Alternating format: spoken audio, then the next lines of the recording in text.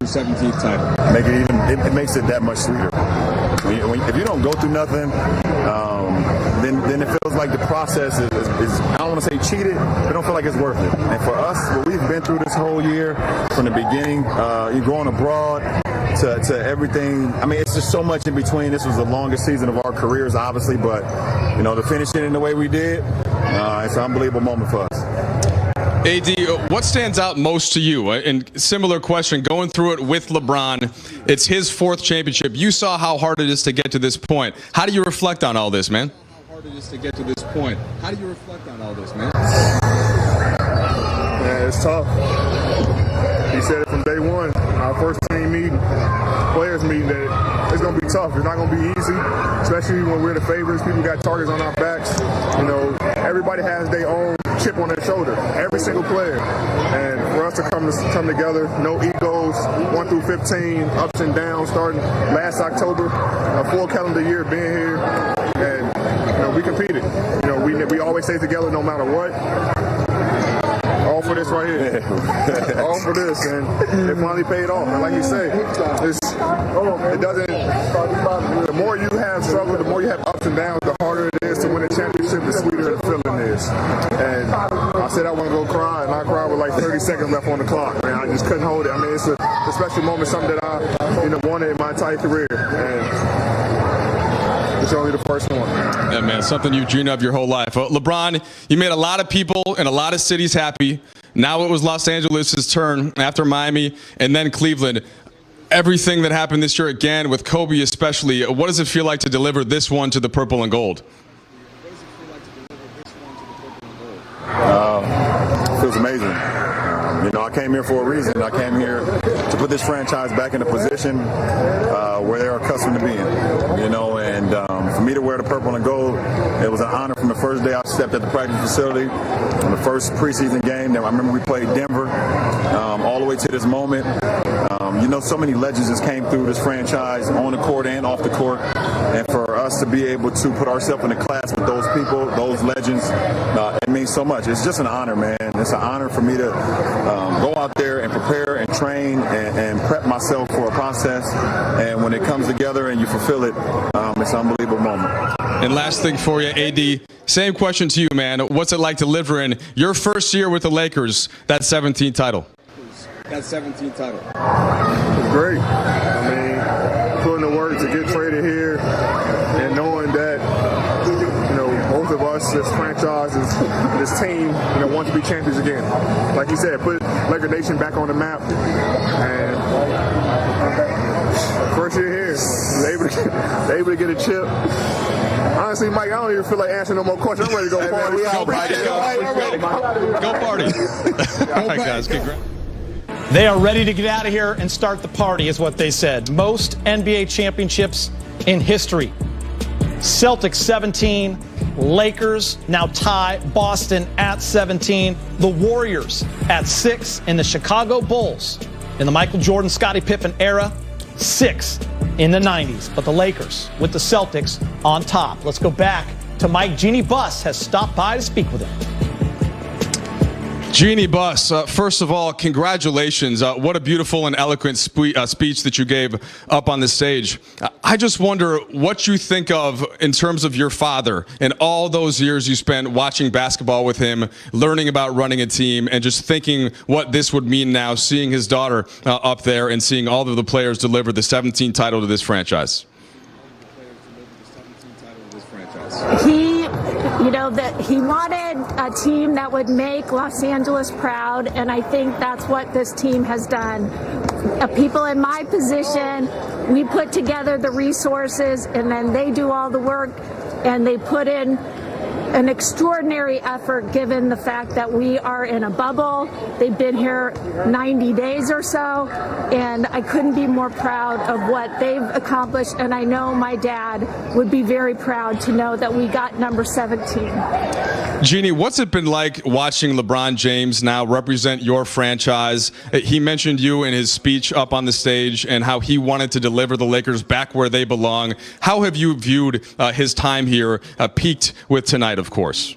His time here peaked with tonight, of course.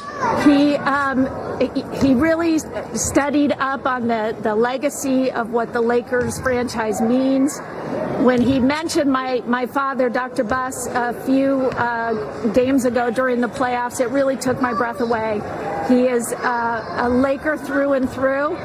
I know he's been, a member of other franchises, but he is a Laker, and he did exactly what he said he would deliver, which was a championship. And I couldn't be more grateful and more proud that he is wearing the purple and gold. And Jeannie, you've had such a long, and fruitful relationship with Kobe. Rob Pelinka, same thing. I know how much he meant to you specifically. How much sweeter does that make it, just doing what this team could to win it for Kobe with that Mamba mentality? I know that was such a big part of this.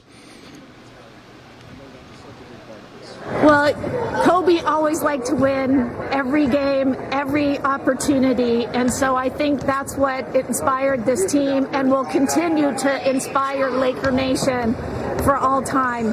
Kobe set a bar that we will work hard to maintain and make him proud, and we will celebrate him, all the time.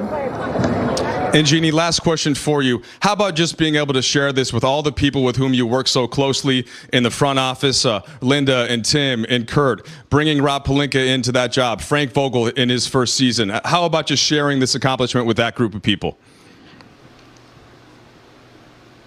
Well, first of all, I have to thank Magic Johnson, because none of this would have been possible without him stepping up and taking the reins of this franchise so that we could stabilize things and do the work that was needed to lay this foundation. He was the reason why LeBron James had faith in this organization to come here. Rob Pelinka running our basketball operations, Kurt Rambis, Joey Buss, Jesse Buss, Tim Harris, the head of our business operation and team president, as well as Linda Rambis, who I've worked with for over 30 years. That's our inner circle. That's, this is a testament to their hard work. All our employees back in Los Angeles, I know the tireless work that you've put in as well. I wish they were here. I wish we were celebrating at Staples Center. But someday soon, Laker Nation, we will celebrate. It's not safe to do so now. So we ask everybody to stay home and celebrate with their loved ones at home.